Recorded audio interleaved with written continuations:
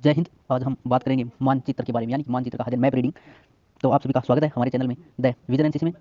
चलो, हाँ, हमने एक वीडियो पहले अपलोड किया था, ये हमारा सेकंड वीडियो है। जो आपने पहला वीडियो नहीं देखे वो अपने चैनल पे देख सकते हैं। चलो स्टार्ट करते हैं वीडियो बिना टाइम गवाए। आज का हमारा पहला क्वेश्चन है स्थिति के आधार पर वितरण कितने प्रकार की होती है। आज हम इसमें क्वेश्चन सीरीज करेंगे जो आपको इसके उत्तर बताने हैं, और साथ साथ मैं भी आपको उत्तर बताता चलूंगा, जो मैं अभी लिखता रहूंगा, जो आप देख सकते हो। पहला क्वेश्चन है हमारा, स्थिति के आधार पर वितरण वितरित कितने प्रकार के होते हैं। यानी स्थिति के आधार पर वेयरिंग, सॉरी, वेयरिंग आएगा यहाँ पे, वितरित गलत हो गया, ये यहाँ पे मिस रीडिंग हुआ है, यहाँ पे वेयरिंग आएगा। वेयरिंग कितने प्रकार की होती है? वेयरिंग दो प्रकार की होती है, दो प्रकार की होती है, जो मैं यहाँ पे लिख रहा हूँ। साथ साथ आप देखते हैं, एक होता है forward wearing, forward forward wearing, और दो नंबर होता है बैकवर्ड वेयरिंग, दो नंबर होता है बैकवर्ड वेयरिंग, जो यहाँ पे वेयरिंग आएगा। ये थोड़ा मिस रीडिंग हो गया। चलो हम देखते हैं नेक्स्ट क्वेश्चन। हमारा नेक्स्ट क्वेश्चन है, उत्तर दिशा ज्ञात करने की कौन कौन सी विधियाँ हैं।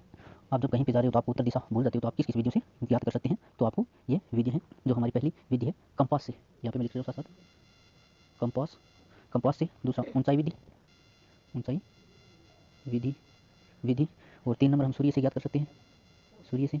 और 4 नंबर घड़ी से, घड़ी से। 5 नंबर हम मस्जिद से, मस्जिद से हम उत्तर दिशा का ज्ञात कर सकते हैं। और एक हम मंदिर से, मंदिर से।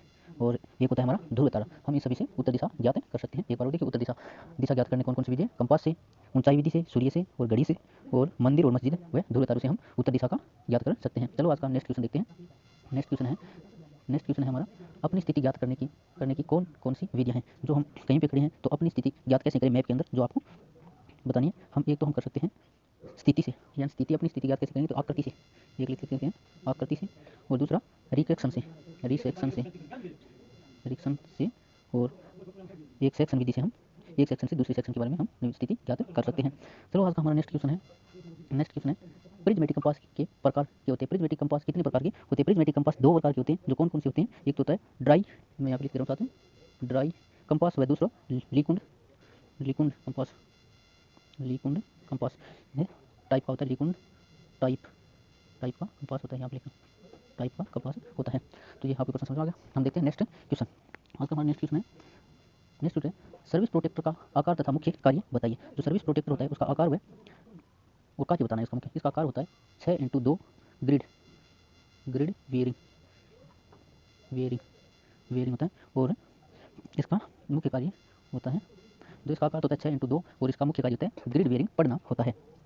चलो आज का हमारा नेक्स्ट क्वेश्चन है, नेक्स्ट क्वेश्चन है हमारा, स्लोप कितने प्रकार के होते हैं।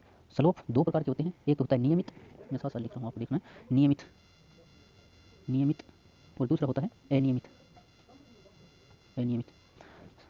स्लोप कितने प्रकार का होता है, ये क्वेश्चन है हमारा। स्लोप दो प्रकार के होते हैं, जो एक होता है नियमित और दूसरा होता है अनियमित। चलो आज का हमारा नेक्स्ट क्वेश्चन है, परिभाषा लिखिए। परिभाषा लिखनी है हमको। जो पहला है सफर, सफर की परिभाषा लिखनी है। सफर की परिभाषा है, मैदानों में, यहाँ पे मैं लिख रहा हूँ, मैदानों, मैदानों में आगे, आगे की ओर निकला, निकला हुआ भाग होता है। सफर वह होता है जो मैदानों में जो आगे की ओर निकला हुआ भाग होता है, उसको हम सफरीय पर्वत, पर्वत भाग कहते हैं। जो कि आप देख लीजिए, मैदान है कोई, इसके अंदर से यहाँ पे कोई पर्वत की ओर आगे का भाग निकला होता है, उसी को हम सफर पहाड़ी पर्वतीय कहते हैं। तो दो नंबर है सेटिल की परिभाषा लिखनी है। सेटिल की परिभाषा लिखनी है, जो है एक ही पहाड़ी की और चोटियों के बीच में समतल और दबी हुई जगह को कोल कहते हैं, यानी कोल या सेटिल कहते हैं। तो आप इसकी परिभाषा लिख रहा हूँ मैं यहाँ पे, इसकी परिभाषा है कोल, इसको कोल भी कहते हैं और सेटिल भी कहते हैं। तो एक ही पहाड़ी, पहाड़ी की दो चोटियाँ, चोटियों के बीच में, बीच में समतल, समतल दबी हुई भूमि को हम कोल या सेटल कहते हैं। चलो आज का अगला क्वेश्चन है हमारा, मैप पर ऊंचाई, मैप पर ऊंचाई दिखाई की विधि। जो मैप होता है हमारे, उसमें ऊंचाई देखने की विधि, ये क्वेश्चन है, जो इसके अंदर हम ऊंचाई देख सकते हैं। एक तो होती है कंटूर रेखा, कंटूर रेखा से। और दो नंबर होता है चिन्हित ऊंचाई, चिन्हित ऊंचाई।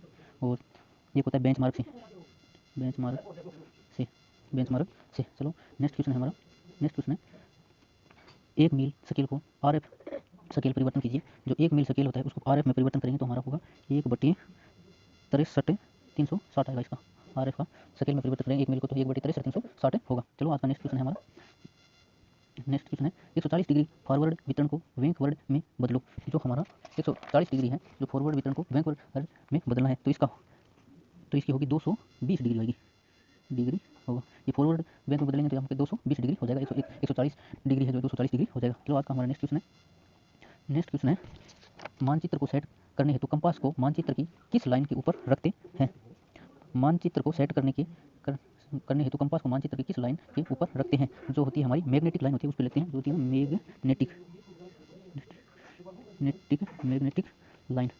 जब हम मानचित्र सेट करते हैं हमारे कंपास को, जब हम मैग्नेटिक लाइन पे रखेंगे तो हमारा कंपास सेट हो जाएगा। चलो हमारा आज का नेक्स्ट क्वेश्चन है मानचित्र पर मापक कितने प्रकार से प्रदर्शित किया जाता है। मानचित्र पर मापक कितने प्रकार से प्रदर्शित किया जाता है, तो हम इसे एक तो कथक से कर सकते हैं, कथन से, और दूसरा होता है रेखात्मक चित्रों द्वारा। रेखात्मक चित्रों द्वारा हम मानचित्र पर मापक कितने प्रकार से प्रदर्शित करते हैं, हम उसे 2 प्रकार से कर सकते हैं, एक तो कथन द्वारा, दूसरा रेखांकित चित्रों द्वारा। तो दोस्तों आज के लिए इतना ही, मिलते हैं अगले वीडियो में, तब तक के लिए जय हिंद, वंदे मातरम। और हमारे अगर वीडियो पसंद आए तो लाइक और शेयर करना ना भूलें। मिलते हैं दोस्तों अगले वीडियो में, तब तक के लिए जय हिंद, वंदे मातरम।